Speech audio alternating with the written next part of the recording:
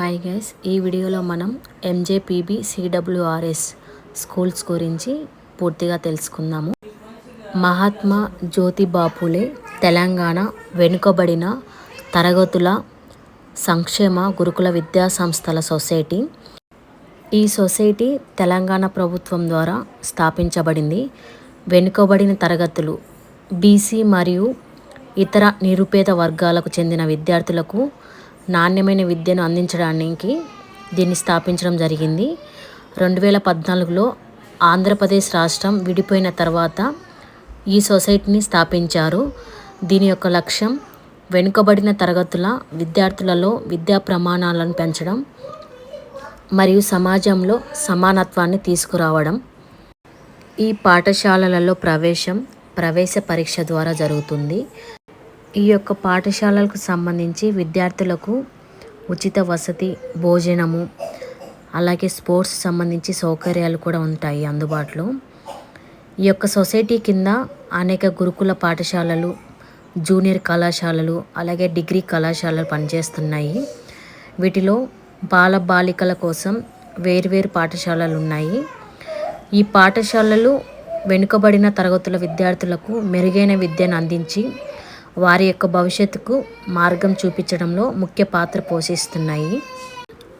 Schools యొక్క types కనుక చూసుకుంటే residential schools, high quality services, standard teachers, hostel facility, day schools కూడా ఉన్నాయి. ప్రమోషన్ విషయానికి వస్తే teacher cadres, HGT to school assistant, head master level, principal లెవెల్కి అయితే వెళ్ళవచ్చు.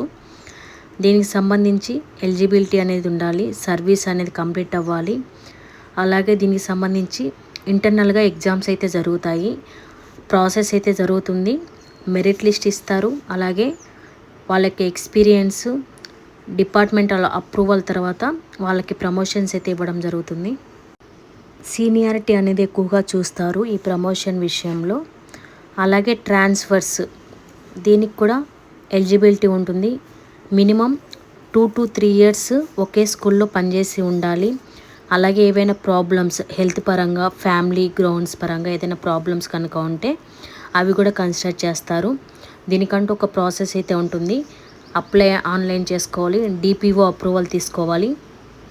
దాని తర్వాత మెరిట్ లేదా సీనియారిటీ బేస్ చేసుకొని ఈ ట్రాన్స్ఫర్స్ అయితే ఇవ్వడం జరుగుతుంది. ఫెసిలిటీస్ కనుక చూసుకుంటే library, computer labs, science labs, play grounds, hostel, accommodation కనుక చూసుకుంటే విద్యార్థులకు సపరేట్గా బాయ్స్కి, గర్ల్స్కి సపరేట్ హాస్టల్స్ అయితే ఉండడం జరుగుతుంది. 3 times ఫుడ్ అయితే ప్రొవైడ్ చేయడం జరుగుతుంది. ఉపాధ్యాయులకు సాధారణంగా పాఠశాల ప్రాంగణంలోనే నివాస సౌకర్యాలు కల్పిస్తారు. గురుకుల పాఠశాల విధానం ప్రకారం ఇది తప్పనిసరి. విద్యార్థులు పాఠశాలలోనే నివసిస్తారు కాబట్టి ఉపాధ్యాయులు కూడా సాధారణ తరగతి సమయాల తర్వాత కూడా అందుబాటులో ఉండాలి.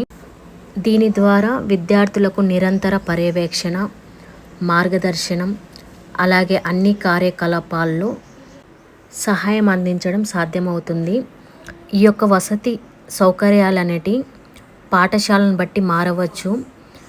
అయితే విద్యార్థులకు నిరంతరం తోడుగా ఉండేందుకు ఉపాధ్యాయులు పాఠశాల ప్రాంగణంలోనే నివసించడం అనేది ప్రాథమిక నియమం. ఇది మనకు TRT, Andhra Pradesh teacher recruitment test నిబంధనల ప్రకారం కూడా ఇది ఒక ముఖ్యమైన షరతు. యాజ్ పర్ టీఆర్టీ గైడ్లైన్స్, విద్యార్థులకు నిరంతరం ఉపాధ్యాయుడు తోడుగా ఉండేందుకు ఆ పాఠశాల ప్రాంగణంలోనే నివసించడం అనేది ప్రాథమిక నియమం. ఈ యొక్క షరతు ప్రైమరీ లెవెల్ నుండి డిగ్రీ లెవెల్కి అయితే వర్తిస్తుంది అందరికీ కూడా.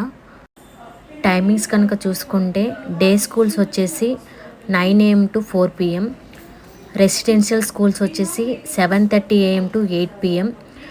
ఇందులో అన్నీ కూడా క్లాసెస్, యాక్టివిటీస్ అన్నీ కలిపి ఉంటాయి. వీకెండ్స్, హాలిడేస్ ఉంటాయి, ఎక్స్ట్రా క్లాసెస్ ఉంటాయి వీక్ స్టూడెంట్స్ ఎవరైతే ఉంటారో వాళ్ళకి సంబంధించి. ఇందులో మనం అడ్వాంటేజెస్ కనుక చూసుకుంటే క్వాలిటీ ఎడ్యుకేషన్, ఇన్ఫ్రాస్ట్రక్చర్ కూడా చాలా బాగుంటుంది. అలాగే ఇందులో బాగా హై లెవెల్ ఎక్స్పీరియన్స్ టీచర్స్ అయితే ఉంటారు. Extra curriculum skill development activities అయితే చేస్తారు. ఫ్రీ ఎడ్యుకేషన్ అలాగే ఫ్రీ అకామిడేషన్. డిసడ్వాంటేజెస్ కనుక చూసుకుంటే రిమోట్ లొకేషన్స్లో ఉంటాయి స్కూల్స్ అనేటివి. లిమిటెడ్ ట్రాన్స్పోర్ట్ ఫెసిలిటీస్ ఉంటాయి. మెయింటెనెన్స్ పరంగా కొన్ని హాస్టల్స్లో అయితే ఇష్యూస్ ఉన్నాయి. టీచర్స్ కూడా టఫ్ కండిషన్స్ అనేటివి కొన్ని ఏరియాస్లో అయితే ఫేస్ చేయాల్సి ఉంటుంది. ఇది ఎంజేపీబీ సిడబ్ల్యూఆర్ఎస్ స్కూల్స్ గురించి. ఈ వీడియో కనుక మీకు ఉపయోగపడి ఉంటే మన ఛానల్ని సపోర్ట్ చేయండి. Thank you guys.